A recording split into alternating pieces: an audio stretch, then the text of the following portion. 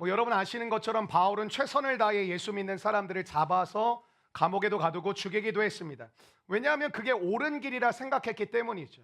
오늘도 여러분의 삶 가운데 무언가를 반복해서 하고 계시다라는 것은 옳다고 생각하시니까 여러분이 그런 삶을 살아가시지 않을까 싶습니다. 때로는 그렇죠. 옆에서 야 그거 계속해도 괜찮겠어? 그거 멈춰야 되지 않을까? 그거 이제는 그만해야 되지 않을까? 라는 이야기를 듣지만 여러분이 고집을 꺾지 않으면서 여러분의 생각을 내려놓지 않고 무언가를 계속 해 가신다면 그게 아마 옳은 길이라고 생각하시기 때문에 그럴 거라고 생각을 합니다. 이 관계가 회복되기 원하지 않는 사람은 없을 거라고 생각합니다. 옆에 있는 사람과 불편하게 지내서 좋을 거 뭐 있겠습니까? 특별히 그게 가정이고 교회 공동체고 일터에서 관계 꼬이는 것만큼 피곤하고 스트레스 받는 게 없잖아요. 근데 우리가 왜 관계가 회복되지 않을까요? 나는 옳다고 생각하거든요. 나는 잘못이 없고 실수가 없고 내가 너한테 말하고 행동했던 것은 잘못한 거 없다, 옳다고 생각을 하니까 서로가 변화를 주장만 하지 내 스스로를 돌아보면서 변화되려고 하지 않는 것이죠. 여러분, 그럴 때 우리는 변화될 수 없다라는 것입니다. 오랫동안 아내와 남편이 살아도 10년, 20년, 30년 살아도 냉담하게 지낼 수 있습니다. 아무리 오랫동안 지내온 교회 식구라 할지라도 친하지 않게 지낼 수 있습니다. 간단합니다. 나는 나의 삶의 생각과 방향을 꺾지 않겠다라는 것입니다. 왜? 내가 하는 건 틀리지 않고 나는 내가 이렇게 하는 게 옳다고 생각한다고 여기기 때문이라는 것이죠. 근데 여러분, 바울이 옳다고 생각했던 예수 믿는 자들을 잡아서 죽이기도 하고 감옥에 가두는 그 일을 했는데 그가 예상치 못한 시간에 예수님을 만나게 되죠. 예수님을 만나고 나서 그의 열심과 열정이 어떻게 바뀌었죠? 아시는 것처럼 정말 예수님의 복음을 전하는 열심과 열정으로 방향이 바뀌었습니다. 여러분, 기억하셔야 될 게 있습니다. 여러분을 꺾을 수 있는 존재가 없는 것이 아닙니다. 하나님은 오늘도 여러분을 사랑으로 부르시는 줄로 믿습니다. 그러니까 하나님이 몽둥이 들고 말 들을 거야 안 들을 거야 이렇게 다니시는 게 아니라 여러분에게 인격적으로 찾아오셔서 함께 여러분의 삶을 변화시켜 가기를 원하신다라는 것이죠. 근데 여러분의 삶 가운데 여러분의 인생의 방향을 바꾸지 못해서 그러실까요? 하나님이 힘이 없어가지고 십자가에 매달려 죽으셨을까? 아니요. 그분은 모든 힘이 가능하지만 그분의 방법과 그분의 뜻대로 모든 것을 이뤄가기를 원하시는 거예요. 그러니까 교회 다니면서 중요한 게 뭐냐면 하나님의 마음을 알아가는 거예요. 하나님의 성품을 닮아가는 거예요. 왜 하나님이 지금도 힘이 없어서 악인들을 그냥 놔두시겠습니까? 아니 저와 여러분은 온몸이 성하게 살겠습니까? 잘못할 때마다 두드려 패고 잘못할 때마다 우리 다 꺾어버리면 우리가 온전히 살아갈 수 있겠습니까? 하나님이 무한히 용서하시고 사랑하심을 우리는 알고 있지만 무엇을 배우셔야 되냐? 하나님의 마음과 하나님의 성품을 배울 줄 아는 거룩한 백성 되기를 주의 이름으로 축원합니다. 그러니까 바울이 옳다고 생각했던 방향을 누구도 꺾지 못했거든요. 애나 어른이나 친구나 지도자나 바울의 열정과 바울의 열심을 꺾지를 못했어요. 그냥 내가 알아서 하겠다. 난 내 삶의 길을 가겠다. 근데 여러분, 다메섹으로 가는 길에서 예수를 만나고 나서 그의 인생의 길이 송두리째 바뀌게 되었습니다. 완전히 달라지게 되었죠. 예수를 핍박하던 인생이 예수를 믿으라고 복음을 전하는 것에 모든 열정과 모든 에너지를 쏟아가기 시작했다는 것이죠. 여러분, 진짜 조심해야 될 말 한 가지가 있다고 생각합니다. 한번 따라해 주실까요? 절대. 이거 웬만하면 안 쓰는 게 좋습니다. 절대. 우리가 그렇죠. 여러분들 옛날에 그런 말 썼거든. 손에 장지 진다. 여러분 지금 손 없으셔야 돼요. 이게 그러면 내가 진짜 손에 장지 진다. 그런 말 많이 했었잖아요. 여러분, 절대라는 거는 연약하고 부족한 인간이 쓸 수 있는 단어가 아닙니다. 여러분, 우리의 마음도 바뀌고 우리의 삶도 바뀌고 우리가 얼마나 연약하고 부족한지를 얼만큼 더 느껴보셔야 되겠어요? 근데 우리가 연약하고 부족하다 할 때 우리가 절대 못하는 게 있다면 절대라는 말을 못 쓰는 거예요. 그러니까 오늘 우리가 믿음의 확신을 갖고 예수님에 대한 믿음은 분명히 가져야 되지만 절대자는 하나님 한 분밖에 없는 줄로 믿습니다. 그래 우리가 뭐예요? 절대의 믿음을 갖고 나아간다는 건 절대자이신 하나님께 내가 붙어서 산다라는 거예요. 그러니까 내가 믿음을 받아서 내가 멋지게 사는 게 아니라 그분께 딱 붙어가지고 그분의 완전하신가 절대적인 믿음을 가지고 살아가게 하시는 은혜를 갖고 사는 것입니다. 저는 오늘 그렇게 변화되는 우리가 일어나기를 간절히 소망합니다. 기독교 에센스 오늘도 우리가 수료했지만 기독교 에센스 섬길 때마다 가장 기쁜 두 단어가 있습니다. 내가 죽었습니다. 그리고 내가 변화되어야 되겠습니다. 이런 부부 사이에 아내가 남편이 잘못이다라고 생각하는 건 누구나 알 수 있죠. 근데 남편이 잘못이 아니라 나의 잘못임을 깨달았다라는 이 성숙한 아내의 모습은 사실 여러분 찾아볼 수 없습니다. 호영 형제 부러워요? 억지로 성경 공부했다가 아내가 자아가 죽고. 그러니까 내 잘못이라고 여긴다는 게 여러분 쉽나요? 여러분 우리가 하나님의 뜻을 운운하는데 누가 여러분의 마음을 계속 괴롭혀요. 답답하게 열받게 하고 자꾸 긁어대요. 여러분 근데 그때 여러분이 하나님의 마음으로 그 사람을 바라본다는 게 실제 상황에선 쉽지 않습니다. 여러분 다윗이 그러잖아요. 사울이 자기를 죽이려고 HID 3,000명 끌고 계속 쫓아온 거거든요. 그 특수부대 끌고 쫓아오는데 여러분 지금처럼 지형지물이 있는 곳이 아니에요. 광야라는 말이에요. 그냥 눈에 띄기가 너무 쉽다는 말. 그래서 다윗이 어떻게 밤에만 이동했거든요.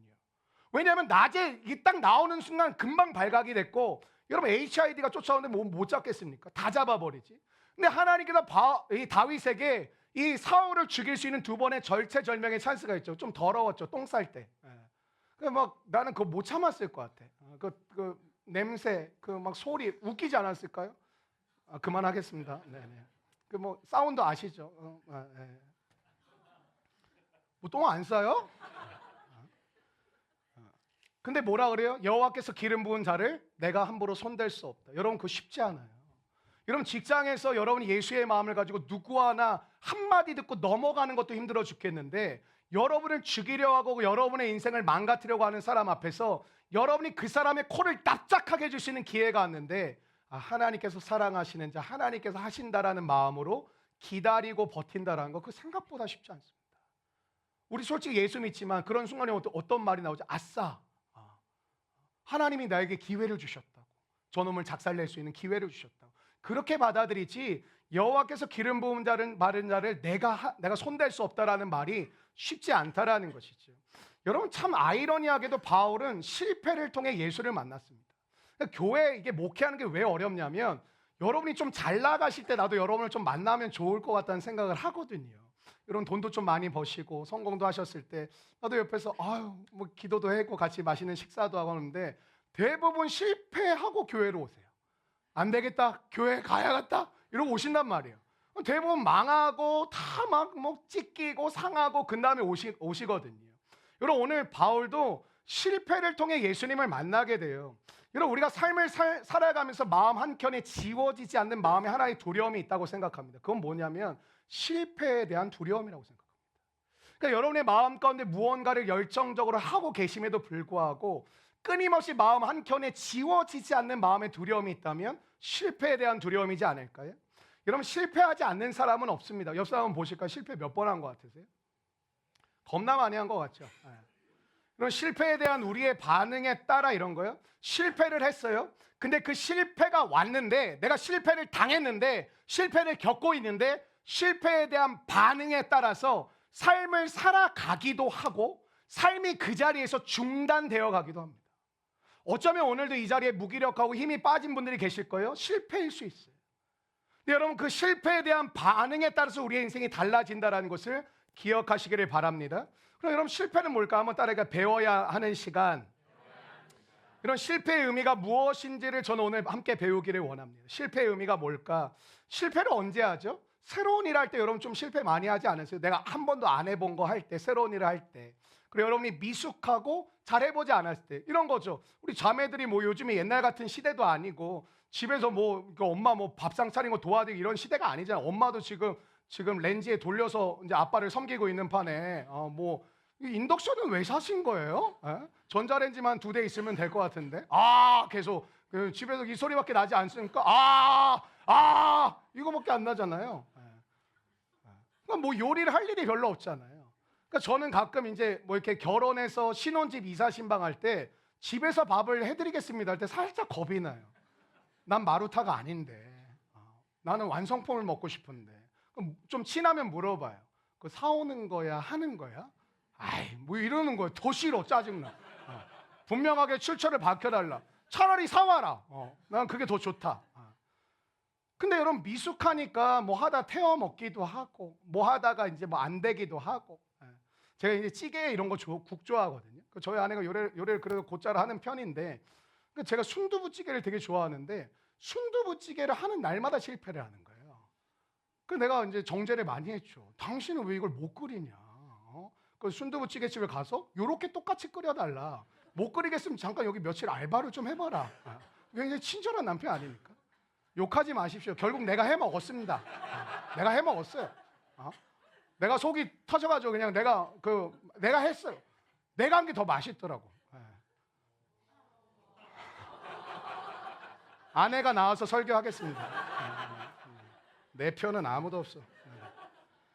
여러분, 우리는 실패를 하면 단순 고통이라고 생각할 때가 되게 많죠. 실패하면 다 얼굴이 일그러지잖아요. 고통스럽고 고난이라고 생각하죠. 근데 여러분, 이제 3월달 되면 우리나라 학기제는 우리 올해 이제 온유가 아마 또 이제 초등학생 될 거고, 애들이 많이 컸어요 벌써. 이제 초등학교 들어간 애들이 이제 많아지고, 뭐 지호도 초등학생이고, 또 이제 초등학교에 있던 애들이 중학교 가기도 하고, 상급 학교로 진학을 하잖아요. 뭐 고등학교에 있다가 대학교에 가기도 하고. 근데 여러분 보세요. 상급 학교에 진학을 한다는 건 어려운 거 아닙니까? 여러분, 초등학교가 쉽지 중학교가 쉽겠습니까? 중학교가 쉽지 고등학교가 쉽겠냐고요. 근데 여러분, 그거를 예를 들면 우리 키즈들이 초등학교 가는 온유한테, 야, 너 어떡하냐? 고난이다. 고난 시작이다. 누가 일어나요? 축하해 주잖아요. 야, 너 심지어 뭐 유치원에 가도 축하해 주잖아. 엄마가 일단 너무 기뻐. 네가 유치원에 간다라는 사실이. 네가 가야 내가 자유시간이 임하거든. 빨리 좀 가라. 그리고 유치원은 좀 늦게까지 했으면 좋겠다. 막 엄마들 다 그러거든요. 근데 여러분, 유치원에 들어가는 아이에게도 아유, 너 어떡하냐? 고난 시작이네. 광야가 시작이다. 그래, 어쩔 수 없이 잘 다녀. 누가 이러냐고요. 축하해 준다고요. 근데 여러분 어떻죠? 더 어려운 거 배우고 더 큰 거 배우는 거거든요. 어렵고 큰 거를 배우는데 그게 뭐예요? 축복이라는 것이죠. 이런 실패가 마치 그렇다라는 거예요. 새로운 것을 배우고 미숙하고 잘 모르는 것을 배우지만 실패를 그런 식으로 받아들이지 않으면 우리는 어때요? 실패할 때마다 고꾸라져가지고 짧게는 며칠, 길게는 몇 년을 방황하고 헤매고 있는 사람이 얼마나 많은지 모릅니다. 제가 요즘 좀 안타까운 게 기사를 하나 봤는데 그 실업급여 나도 한번 받아보고 싶습니다. 여러분, 우리 사업하신 분 나 취업 좀 시켜주십시오. 그리고 나도 실업급여 좀 받아보고 싶습니다. 근데 요즘에 20대, 30대 중에서 일 안 하고 실업급여 받는 사람이 수십만 명이래요. 일 안 해도 돈이 뭐 100 몇십만 원씩 나오고 뭐 많이 나오는 사람 200만 원까지 나오니까 안 하는 거예요. 물론 실업급여 받고 계신 분들 정죄하는 거 아닙니다. 같이 나눠 먹으면 됩니다. 근데 어떠냐면 그냥 1년 정도 일하고 실업급여, 1년 정도 일하고 실업급여 받고. 그렇게 되면 여러분 삶이 어떨까요? 다 이유는 똑같아요. 힘들다라는 거. 너무 힘들고 마음이 지치고 관계가 어렵고 직장생활하는 게 나랑 안 맞고. 여러분, 여기 직장생활 맞는 분 계십니까? 직장 나는 맞습니다. 뭐 이런 분 계십니까? 그럼 저 대신 목회 좀 해주십시오. 맞는 사람이 누가 있어요? 안 맞아요. 근데 여러분, 그 과정을 통하여 어떻게 되는 거죠? 여러분, 그런 거 느끼지 않으세요? 우리 아빠는 어떻게 30년 동안 직장을 다녔지? 요즘은 평생 직장이 없지만 우리 아버지 세대까지만 해도 평생 직장이었잖아요. 그러니까 30년, 40년을 어떻게 정년 퇴직할 때까지 견디고 버티다가 저렇게 어떻게 살 수 있었을까라는 생각들을 여러분이 취업하면서 다 느끼시는 것 같아요. 근데 여러분, 한 자리에 오래 버티는 것이 꼭 능력은 아니지만 그 자리에 머물러야 뭐가 될까요? 넓어져요. 커진다고요. 여러분 생각해 보세요. 여러분도 웃기죠? 누가 예배 들쑥날쑥해 기도하지도 않아. 근데 여러분에게 기도 부탁하는 거, 나는 믿음이 안 자라는 게 고민이라고. 그럼 물론 우리가 이제 관계 때문에 기도하겠다 그러지만, 저도 이제 영업용 멘트로는 기도하겠습니다 그러지만 도달서자마자 그랬죠. 미친놈. 말이 안 되는 거잖아요. 성경에 뭐라고 나와요? 심은 대로 거두라. 여러분, 하나님께 맡긴다라는 말 되게 많이 하지 않습니까? 한번 따라해볼까요? 하나님께 맡긴다. 맡기는 거 좋은 거죠. 근데 우리가 이렇게 생각하는 것 같아요. 맡기면 다 된다라고 생각하시는 것 같아요. 근데 하나님께 모든 걸 맡기면 하나님 무슨 뜻이냐? 하나님께 맡겼어요. 하나님은 그때부터 저와 여러분을 훈련시킵니다. 어떻게? 하나님의 동역자답게 저와 여러분을 빚어가십니다. 여러분, 고린도전서 3장 9절에 이런 말씀이 있어요. 한번 같이 읽어보실까요? 시작. 우리는 하나님의, 근데 하나님이 여러분을 동역자 되길 원한다라는 것이 구체적으로 나온 게 에베소서 4장이거든요. 에베소서 4장 13절에 보니까 이렇게 나와요. 우리가 다 하나님의 아들을 믿는 것과 아는 일에 하나가 돼요. 온전한 사람을 이루어 그리스도의 뭐라고요? 장성한 분량이 충만한 데까지 이르리니. 여러분, 믿음은 내가 판단하는 게 아닙니다. 나 여기까지만 할래요. 나 이것까지만 할래요. 아니요, 못 자라요. 믿음은 하나님이 여러분을 이끌어 가시는 것인 줄로 믿습니다. 여러분, 바울도 실패했습니다. 근데 실패를 주로 어디서 하냐면 자랑하는 데서 실패해요. 그거 잘 생각하면 여러분이 잘하는 데서, 영역에서 실패를 해요. 여러분, 잘 못하는 데서 실패하십니까? 아니요. 잘 못하는 데서 실패할 때도 있지만 잘 보면 우리는 잘하고 자랑하고 내가 자신 있는 자리에서 실패할 때가 훨씬 더 많아요. 그럼 사도 바울이 오늘 2차 전도 여행을 가는데 2차 전도 여행은 유럽 전도입니다. 그래서 이 바울이 터키 지방에 있을 때 이게 꿈을 하나, 환상을 하나 보죠. 마게도냐인이 나타나서 건너와서 우리를 도우라 얘기를 하니까 유럽 사람이라는 게, 여러분 터키 사람, 유럽 사람 보면 다르잖아요. 딱 보면 아는 거야. 아, 유럽 사람 마게도냐구나. 그러니까 사도 바울이 북부, 유럽의 북부 첫 번째 성인 빌립보부터 가요. 그리고 이렇게 쭉 내려오거든요. 근데 이렇게 쭉 내려오는데 중앙에 있었던 지역이 어디냐면 아덴이었어요. 그리고 그 밑이 아가야 지방이라는데, 뭐 여러분 모르셔도 돼요. 뭐 요즘 뭐 20대는 충청남도가 어디 있는지도 모르는데 뭐 아가야가 어디 있는지 어떻게 알겠어요.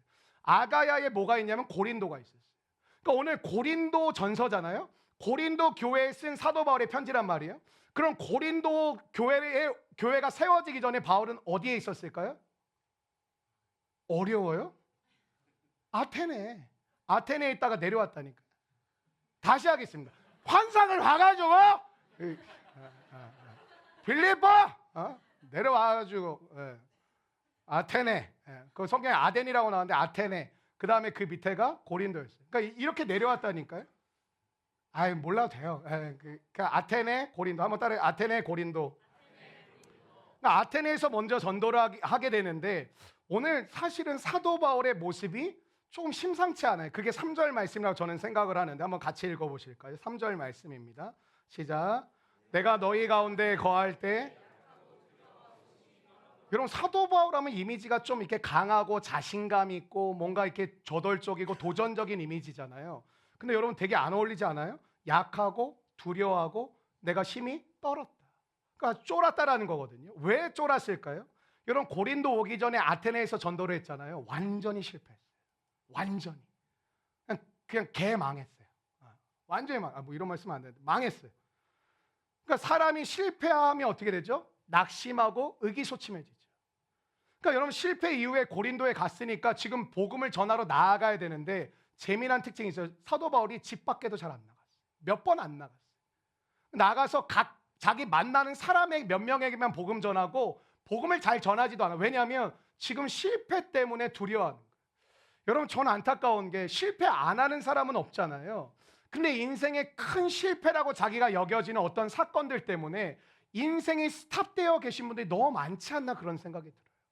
실패는 모두가 할 수 있는데 어떤 실패 때문에 여러분이 어떤 기점을 통하여 아예 인생이 멈춰진 것처럼 살아가고 계신 분들이 있다니까요. 그리고 오늘 바울도 그랬어요. 아테네에서 전도가 안 됐어요. 근데 아테네에서 전도가 어땠길래 이랬을까 보면 엄청 자신감이 있었거든요.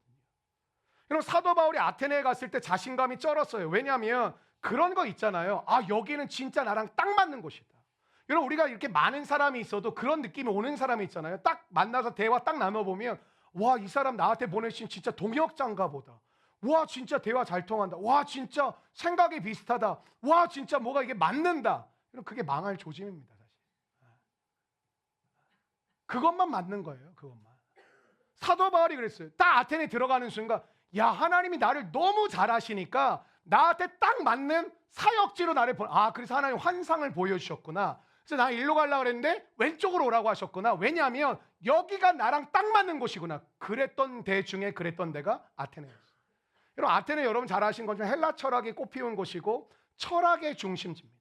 지금도 우리 교회도 뭐 철학 공부하는 사람도 있지만 철학하면은 헬라 철학을, 그리스 철학을 무시할 수가 없잖아요. 근데 이 철학의 본산지였는데 사도 바울 어떤 사람이었죠? 이 가방끈이 길었던 사람이에요. 배운 게 많았어요. 사도 바울은 율법도 잘 알고 있었고 그리고 이 철학도 잘 알고 있었고 세상 지식도 굉장히 잘 알고 있었던 사람이에요. 그러니까 지식이 있으니까 지식이 있는 사람들을 만나니 내가 딱 복음을 전하기에 딱 맞는다.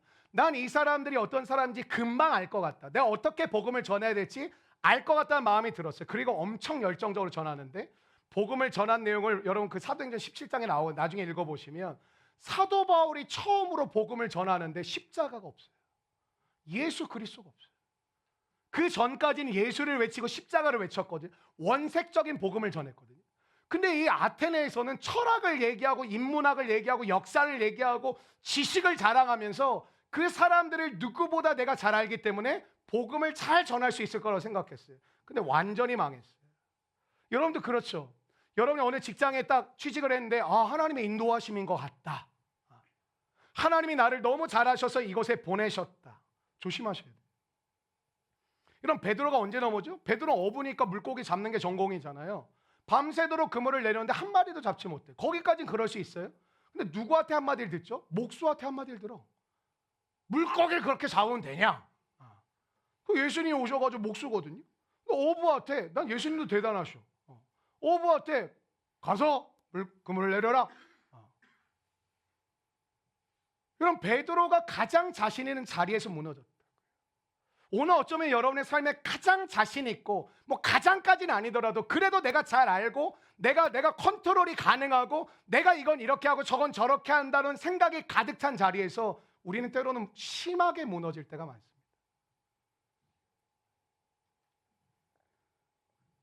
여러분, 사도 바울이 가는 곳마다 핍박은 있었어요. 근데 생각해 보세요. 사도 바울은 핍박을 이긴 사람. 어디가 핍박이 진짜 심했냐면 데살로니가가 진짜 심했거든요. 어느 정도였냐면 사도 바울이 진짜 맷집이 진짜 강했어요. 그러니까 버티거든요. 근데 데살로니가는 얼마나 셌는지 3주밖에 못 버텼어요. 더 이상 못 버티고 나왔어요. 근데 여러분, 데살로니가 전후서 아시죠? 그 무슨 뜻이에요? 데살로니가 그런 핍박을 받았던 지역에도 교회는 세워졌어요. 여러분, 사도 바울의 걸음을 여러분이 따라간다는 게 뭔지 아세요? 여러분이 가는 곳마다 저는 교회가 세워지기를 축원합니다. 예수 믿는 사람이 2명, 3명, 유대법으로 하면 성인 10명은 모이는 거예요. 여러분, 평생에 여러분이 복음을 전함에 있어서 가는 자리마다 교회가 세워요. 근데 여러분 들어보셨어요? 아테네 교회? 없어요. 아테네 교회 없잖아요. 아테네 서 있어요? 없어요. 여러분, 사도 바울이 아무리 핍박이 심한 곳에서도 교회는 개척됐거든요. 복음은 증거되었거든요. 근데 여러분, 아테네는 아무것도 일이 벌어지지 않았어요. 그러니까 오늘 사도 바울이 얼만큼 절망에 계신지 조금 감이 잡히세요? 데살로니가 교회도 심지어 교회가 세워졌는데 아테네에는 아예 교회가 세워지지 않았다니까요. 어떤 역사도 일어나. 근데 어떤 곳이요? 자신이 있었던 곳이었어요. 내가 딱 맞는 곳이라고 생각했어요. 이런 실패의 아픔을 가지고 고린도에 갔다고요? 고린도에 갔더니 여기는 이런 거예요. 정말 나랑 안 맞아. 그런 거지. 여러분, 교회 와가지고 정말 저 사람 안 맞는 것 같아. 속으로 그런 사람 한두 명 다 있죠. 저한테 카톡 보내세요. 있죠? 나 있어요. 없어요? 다 나 쓰는 거 아니에요? 목사님입니다. 목사님입니다. 다 있다고요. 나랑 안 맞네. 근데 사도 바울에게 고린도라는 지역이 딱 그랬어요. 나랑 너무 안 맞는 곳이야. 여기는. 너무 드세고 거칠고 상상 못할 죄악이 판을 치고 있는 이 도시는 내가 이 사람들에게 복음을 전하기엔 나는 합당치 않아 라고 생각됐던 곳이 고린도였어요. 근데 고린도에서 대부흥이 일어납니다. 근데 처음부터 대부흥이 일어났던 건 아니고 바울이요, 집 밖에도 잘 안 나가요. 여러분, 바울은 도시에 딱 발 들이면 우리처럼 있어요. 딱 기도하고 나가서 사람들 만나고 계속 복음을 전했거든요. 근데 고린도는 움직이질 않아요. 찔리니까 잠깐 나가서 뭐 예수님 믿으세요? 예수님 믿으세요? 이 정도밖에 안 했어요. 근데 여러분, 그런 바울을 하나님이 찾아오셔서 어떤 음성을 들렸어요. 그 음성이 사도행전 18장 10절의 말씀이에요. 여러분, 그런 마음을 한번 같이, 오늘 여러분의 마음이 혹시 그렇다면 그런 마음을 한번 같이 읽어보실까요? 시작. 이 성중에 하나님의 말씀을 듣고 일어나서 전도를 했어요. 여러분, 회복은 간단합니다. 따라해주세요. 말씀을 듣자. 들은 대로 움직이자. 그게 회복이에요. 많은 교회에 오시는 분이 말씀을 듣는 것까지만 하시더라고요. 그럼 말씀을 들으셨으면 들은 대로 사는 게 진짜 회복이에요. 여러분, 고린도에서 얼만큼 전도를 하냐면 부흥이 얼만큼 크게 일어나면 1년 6개월 동안 머뭅니다. 여러분, 사도 바울이 에베소와 고린도 말고는 1년 이상 머문 적이 그렇게 없습니다. 근데 고린도는 왜 머물 수밖에 없었냐면 엄청난 부흥이 일어났어요. 이 성중에 내 백성이 많음이라는 하나님의 음성을 듣고, 여러분, 하나님의 음성을 꼭 들으시기를 바랍니다. 아무리 좌절하고 절망했을지라도, 여러분의 상황이 무너졌을지라도 주의 음성을 왜 들으라고 하는지 아세요? 그 음성을 들으면 일어날 힘을 주실 줄로 믿습니다. 일어난 거예요. 그리고 나갈 힘을 얻은 거예요. 나가서 복음을 전했어요. 또 사람들이 갑자기 구름대처럼 믿기 시작하는 거예요. 교회가 세워졌어요. 너무 많이 오니까 이 바울이 떠날 수가 없는 거예요. 1년 6개월 동안 그거에서 복음을 가르치고 말씀을 가르쳤어요. 여러분, 사도 바울이 아테네의 실패를 통해서 너무 절망하고 의기소침해 있고 실패감에 쩔어 있었는데, 이 고린도에서 전혀 예상하지 못한 승리를 경험하면서 무슨 생각이 들을까? 자기 생각이 깨졌죠. 아, 하나님이 일하시면 되는구나. 하나님이 역사하시면 되는구나. 어제 저는 이제 개인적으로 신방이 좀 두 번 있었어요. 그 낮에도 신방이, 가정 신방이 있었고, 저녁에는 이제 사업장 신방이 있었어요. 우리 허예린 간사님이 우리 작년 삼진 간사님인데, 우리 권사님이 어제 다 동행해 주시고 함께 또 예배하고 정말 큰 힘이 또 되어 주시면서 예배를 참 잘 드렸어요. 그리고 식사하면서 교제도 참 잘했어요. 여러분, 저 아시죠? 제가 응답받는 한 가지가 있거든요. 여러분, 뭐 그 은혜를 받으시길 바랍니다. 저는 뭐가 먹고 싶다 하면 먹여주세요. 돈을 좀 줬으면 좋겠는데 돈은 더럽게 안 주고 먹을 걸 주세요. 제가 한 열흘 전부터 갈비찜이 먹고 싶다, 갈비찜이 먹고 싶다, 냉면이 먹고 싶네, 냉면이 먹고 싶네 계속 그랬는데, 몸이 또 안 좋고 아내도 뭐 몸이 안 좋고 막 이래가지고 뭐 어디 먹으러 가기도 그렇고 막 뭐 이렇게 소화도 잘 안 돼, 그래서 안 먹고 있었는데, 어제 점심을 먹으러 식당을 딱 인도해 주셨는데 무슨 음식이 나왔겠습니까? 갈비찜. 그 영롱한 그 이름 갈비찜이 제 앞에 쫙 펼쳐지는 건, 할렐루야, 주님, 하나님은 살아계십니다. 그리고 우리 형제가 저한테, 목사님 냉면을 드시겠습니까? 갈비탕을 드시겠습니까? 저한테 이제 뭐 너무 이제 정중하게 제안을. 저는 뭐 볼 거 없죠. 하나님의 응답이다. 나는 비빔냉면을 취하겠다. 너무 감사하게 또 우리 권사님하고 우리 또 가정하고 같이 예배하고 식사하고 또 차 마시면서 이런 얘기 저런 얘기 하다가 신방을 거의 4시간을 했어요. 그리고 이제 저 이제 다음 스케줄이 있어가지고 나 왜 여러분이 저렇게 어딜 가면 감금을 자꾸 시키시더라고. 집에 못 가게. 나 가야 된다 그러니 나왔어요. 나와서 이제 또 뭐 주일도 준비하고 신방 위해서 기도하다가 또 저녁에 이제 사업장 신방을 갔어요. 가서 이제 같이 예배 드리는데 우리 성도들 많이 초대를 해가지고 정말 좋은 시간이었어요. 그리고 또 오랜만에 이제 대화를 하고 식사하면서 우리 한 부부랑 식사를 하고 있는데, 참 내가 마음 가운데 감사함이 있었어요. 그러니까 제가 예전에 그랬거든요. 여러분, 또 돈 좀 잘 벌어가지고 그럼 나 비즈니스 태워서 선교 답사 다니고 탐방 다니자. 근데 그거를 본인이 그렇게 살고 싶다 그러더라고. 나는 강요하지 않았어요. 본인이 신앙 고백을 하더라고. 아, 목사님, 나는 그날 9시 반에, 어제 저녁에 9시 반에 신방이 끝났거든요. 교회에 왔어요. 저는. 교회에 와서 말씀 정리하고 올라와서 여기서 무릎 꿇고 기도했어요. 근데 그 말을 한 형제가 환상처럼 보이는 거야. 선교는 하나도 없어. 비즈니스입니다, 주님. 비즈니스. 사업에 기름 부어 주십시오. 다 계약 성사되게 해주십시오. 나도 한번 타봅시다. 그 놀라운 세상. 그 커튼 뒤의 세상을 한 번도 그 거의 그 지성소잖아요. 커튼. 주님만 임재하시는, 스테이크가 임하는 그곳. 여러분, 사도 바울이 제가 어제 그 대화 나누고 왜 그 얘기를 했냐면, 쉽지 않은 상황 가운데 지금 부부가 열심히 일을 하고 있거든요. 근데 제가 그래서 포기만 안 하면 된다. 포기만 하지 말아라. 목회나 스타트업이나 비슷한데 포기만 하지 말아라. 하나님의 때가 1년 후에 올지 2년 후에 올지 3년 후에 올지 4년 후에 올지 모르는데, 근데 왜 하나님은 돈 잘 벌게 하는 게 사업의 목적 아니에요. 여러분이 사업하면 여러분을 빚어가시는 게 목적이에요. 여러분이 그것을 감당할 그릇이 되기를 준비시키시는 거예요. 여러분, 사도 바울이 아테네의 실패를 통해 뭐가 깨져서? 자기가 깨졌어요. 여러분, 주일날 예배에 뭘 기대하세요? 오늘도 말씀 들으면서 그러지, 이거 우리 남편 잘 듣고 있나? 잘 듣고 있나? 또 남편은 그러죠. 우리 아내 잘 듣고 있나? 잘 듣고 있나? 집에 가면서 나누마다 맨날 싸워. 목사님이 얘기한 거 들었지? 설교 들었어?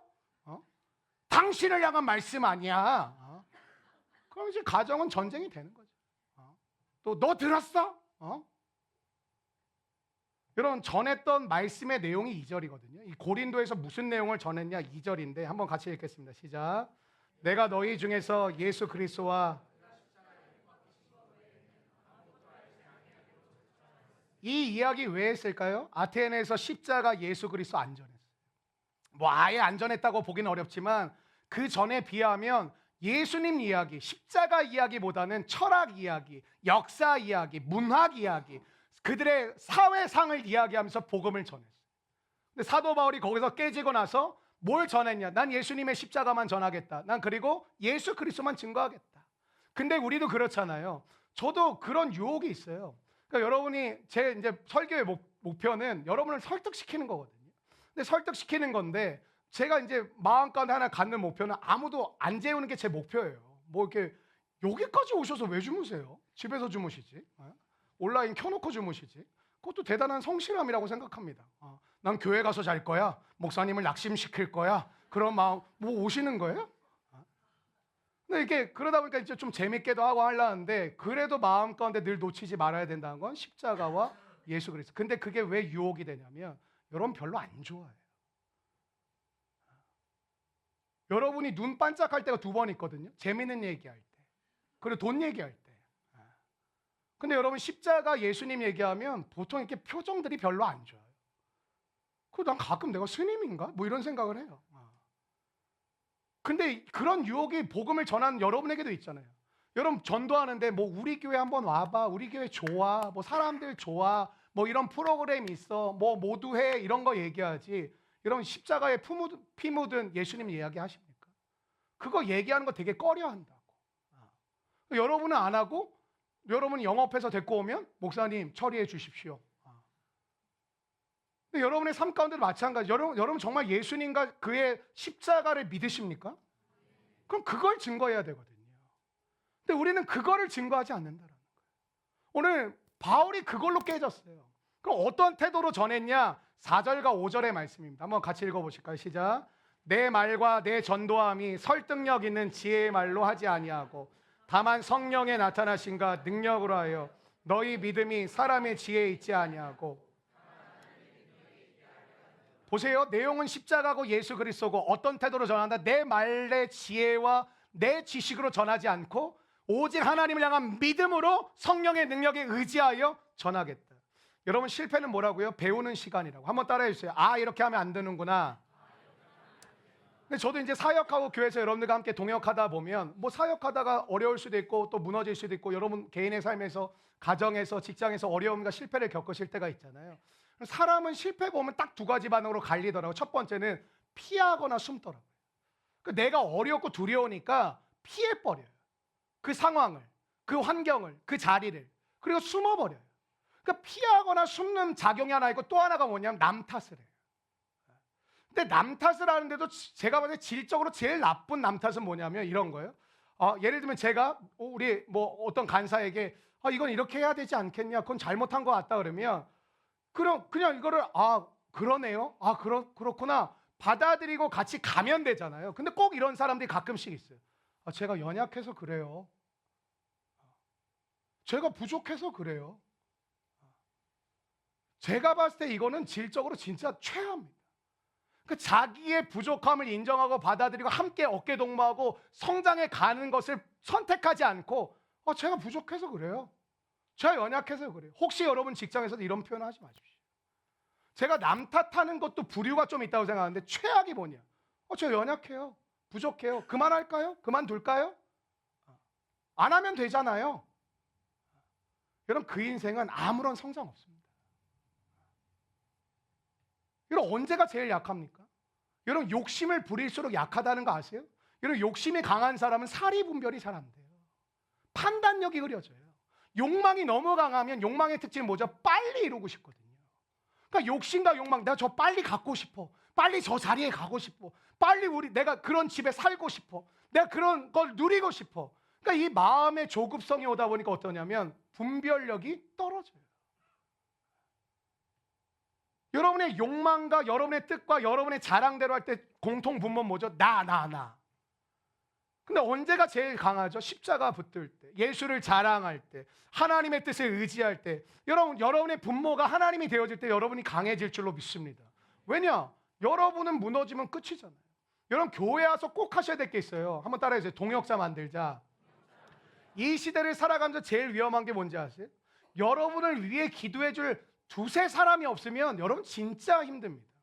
여러분의 판단이 늘 옳다고 생각이 되세요? 여러분의 결정이 늘 바르다고 생각이 되세요?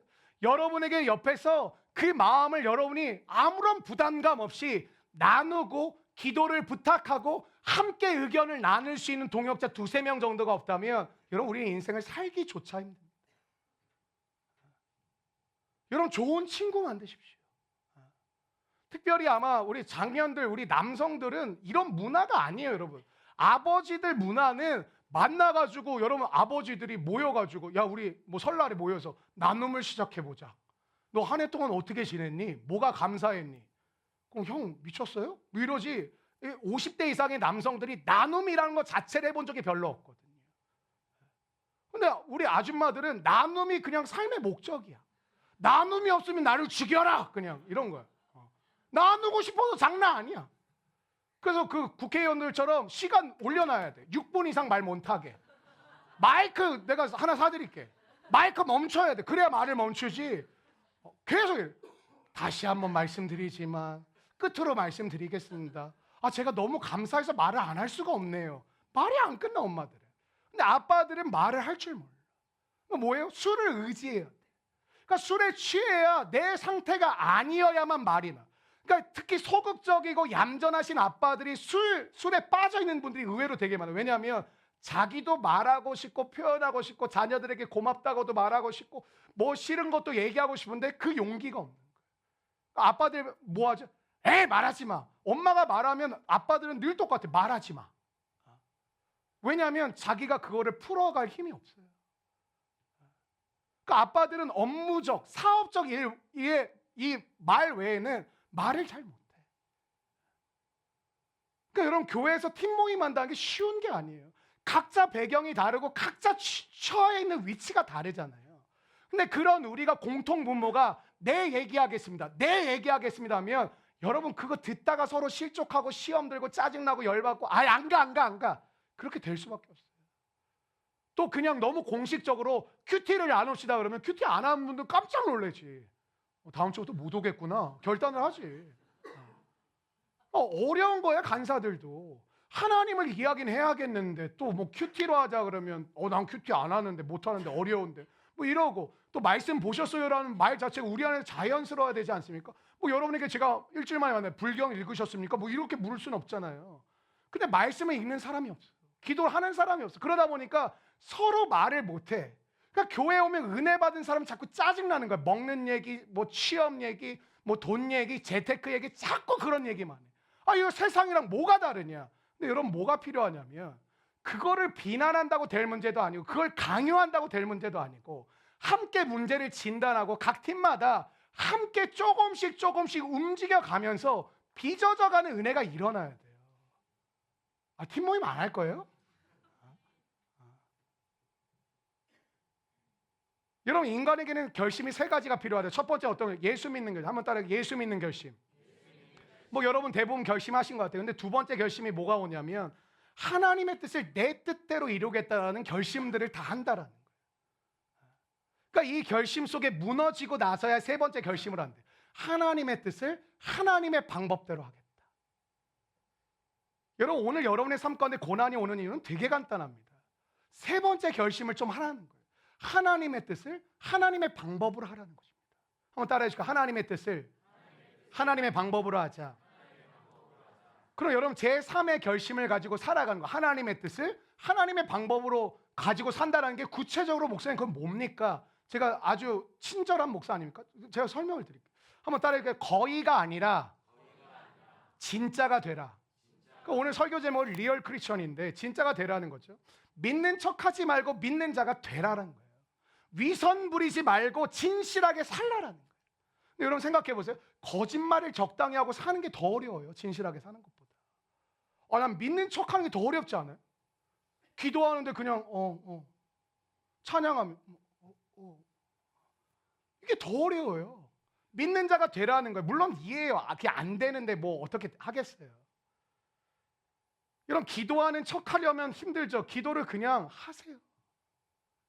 예배자처럼 보이려고 하면 얼마나 힘들어요. 남을 의식하면서 내가 예배를 드리면 얼마나 힘들어요. 여러분 예배자가 되는 게 더 쉬워요. 좋은 아빠인 척하는 것보다 좋은 아빠가 되는 게 훨씬 쉬워요. 여러분 척하는데 여러분의 시간과 에너지를 너무 많이 낭비하고 계시다고 생각은 안 드세요? 어떻게 보이려고, 어떤 이미지로 나타내려고. 근데 나는 알고 실상은 그렇지 않아. 여러분 감리교 아시죠? 감리교 창시자가 존 웨슬리란 분인데, 이분이 옥스퍼드 대학의 채플에 이제 그 초대를 받았어요. 설교를 해달라고. 근데 설교 제목이 이랬어요. The Almost Christian. 거의 그리스도인. 뭐 직역하면 거의 그리스도인. 시대마다 almost 크리스천이 많이 있다. 거의 그리스도인처럼 보인다. 그래서 예수님, 근데 이런 거예요. 그런데 예수님 앞에서는 almost 크리스천이 아무 소용이 없다. 마태복음 22장 37절 한번 같이 읽어보실까요?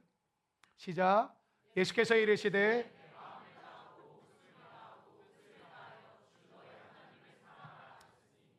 여러분 하나님이 허락하시는 고난의 의미가 뭔지 아세요? almost 크리스천에서 리얼 크리스천이 되라는 거예요. 거의 그리스도인인 척하지 말고 진짜 그리스도인답게 살아라.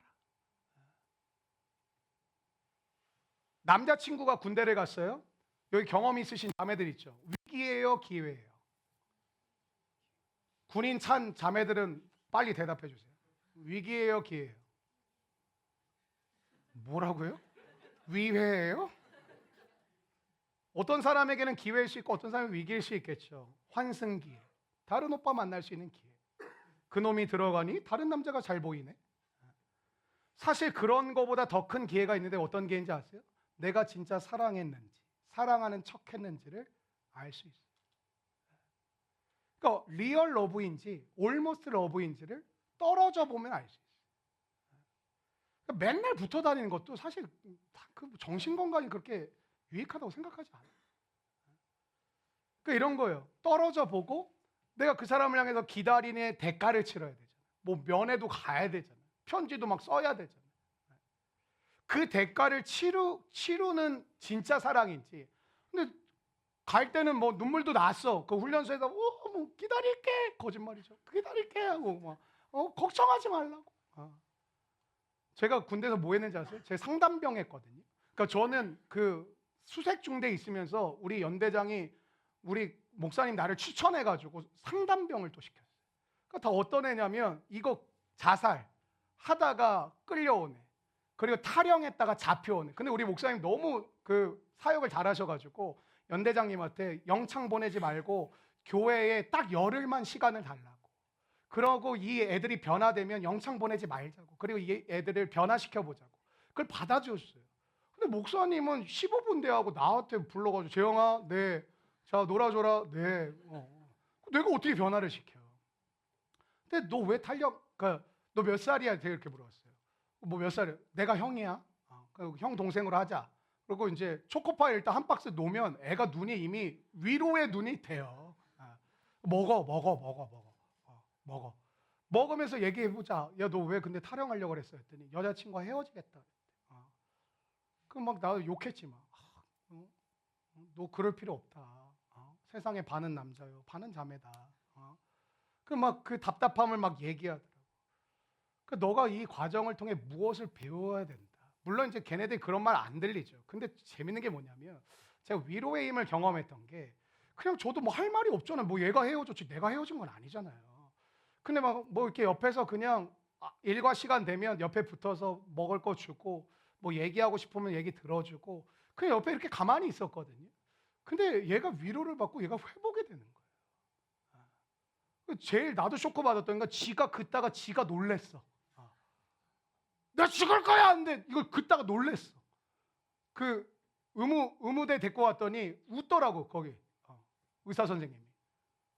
그냥 찰과상입니다 이런 거예요. 근데 걔 자살하려고 했으니까 이제 관심병사 돼가지고 교회 또 보냈고. 근데 옆에서 이렇게 붙어 있으니까 애가 어땠냐면 회복이 되더라고요. 여러분 제3의 결심에서 중요한 게 뭐냐면 한번 따라해볼까요? 회개. 여러분 회개가 뭐라고 생각하세요? 잘못을 지우는 게 회개가 아니야. 하나님 안 하겠습니다, 멈추겠습니다, 그만하겠습니다가 회개가 아니라 회개는 뭐냐면 이기는 거예요. 한번 따라해볼까요? 회개는 이기는 것이다. 여러분 넘어졌어요? 회개했어요. 그럼 여러분 진짜 회개는 뭘까요?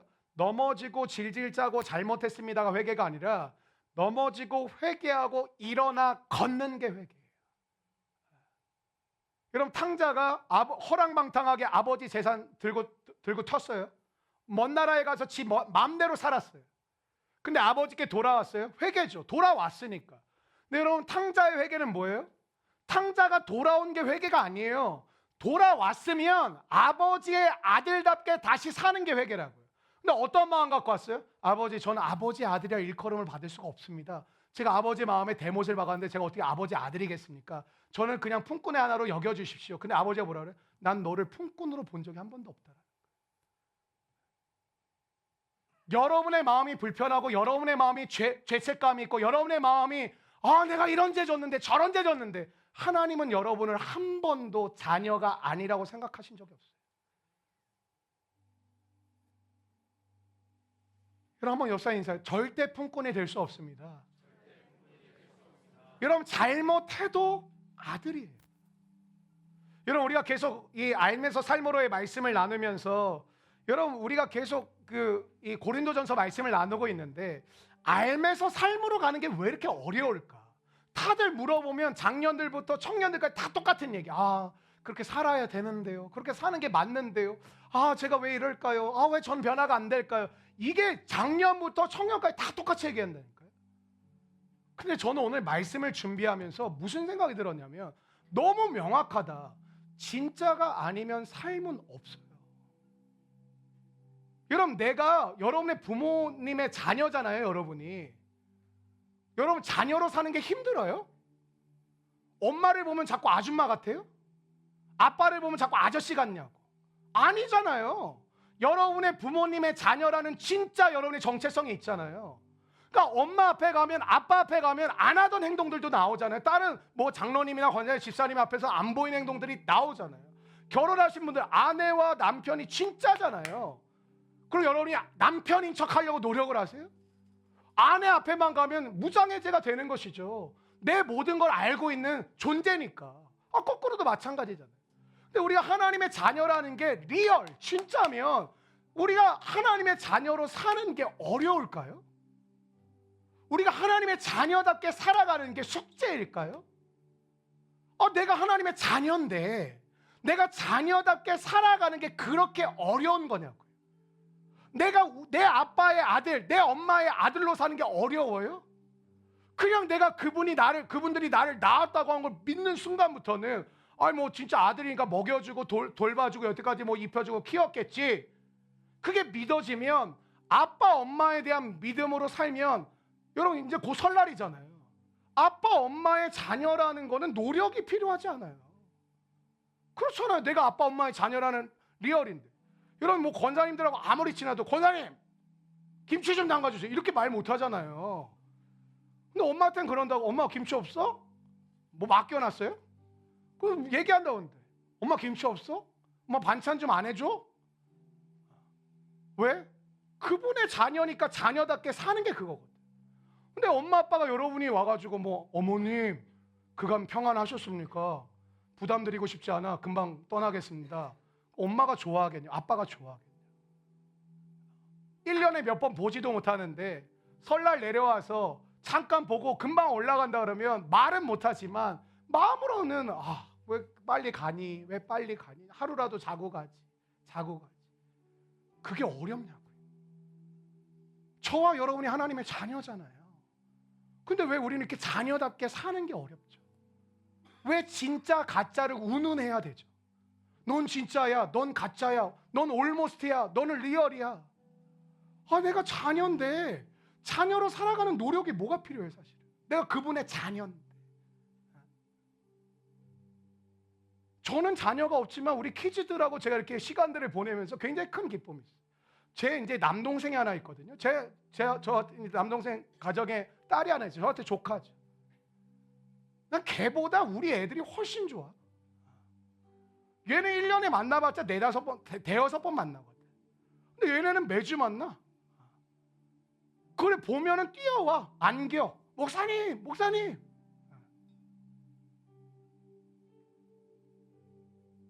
제가 이 아이들이 내 진짜 자녀는 아니지만 내가 조이풀교회 담임 목회자로서 이 키즈들을 바라보는 마음이 어려울까요? 내가 얘네의 목자야. 내가 얘네들의 목사야, 내가 여러분의 담임 목사야, 그게 명확하면 담임 목사로 살아가는 게 물론 과정마다 제가 연약하고 부족하기 때문에 내가 부딪히는 것도 있고 넘어지는 것도 쓰러지는 것도 있지만 그렇게 살아가는 게 뭔지를 내가 모를까요? 내가 부교육자하다가 담임 목사니까 느낀 게 아니에요. 담임 목사 되니까 더 잘 보여. 성도들의 아픔이 그냥 눈에 쫙쫙쫙쫙 들어와. 성도들의 기쁨이 눈에 쫙쫙쫙쫙 들어와. 왜 그럴까요? 내 역할이 바뀌었거든. 여러분이 나를 안 쫓아내면 난 여러분들하고 거의 평생을 보내야 돼. 뭐 서로의 기쁨인지 불행인지 모르겠지만 이게 눈에 들어오는 거야. 얼굴 보니까 뭐 힘든가 보네. 얼굴 보니까 뭐 좋은 일이 있나 보네. 얼굴 보니까 뭐가 어렵나 보네. 많은 분들이 저한테 목사님 왜 이렇게 다 아시냐고. 사랑해봐요. 다 보여요. 그래서 엄마들이 배신감 느끼는 거, 아들 키우면. 그렇게 둔했던 새끼가 지 여자친구, 지 아내는 그렇게 다 보인다고. 사랑하면 보인다. 물론 엄마 사랑하죠. 친구처럼 그냥. 근데 그런 거예요. 근데 왜 우리는 사랑하는 관계를 어렵다고 하나님의 자녀가 되었으면 믿을 아멘 아멘 하는데 왜 하나님의 자녀답게 살아가는 게 우리는 평생에 그렇게 어렵기만 하고 불편하기만 하고 늘 안 되기만 하고 늘 실패하기만 할까? 저 오늘 말씀을 준비하면서 느낀 게 아니라 제 머릿속에 계속 진짜 리얼. 내가 하나님의 아들이 리얼이면 자녀답게 사는 게 어렵나? 내가 여러분의 담임 목사라는 게 리얼이면 담임 목사로 살아가는 게 내가 뭐 모르나? 내가 우리 아내의 남편이란 게 진짜면 남편으로 살아가는 게 뭐 계속 뭐가 부딪히나? 아니거든요. 여러분 저와 여러분이 진짜가 되기를 소망합니다. 그래서 하나님이 물으시는 거예요. 너는 나를 누구라 하느냐? 하나님 모든 거 다 아신다. 네 입으로 좀 얘기해다오. 너는 나를 누구라 하느냐? 베드로가 처음으로 정신 차리고 똑바른 말 처음 했죠.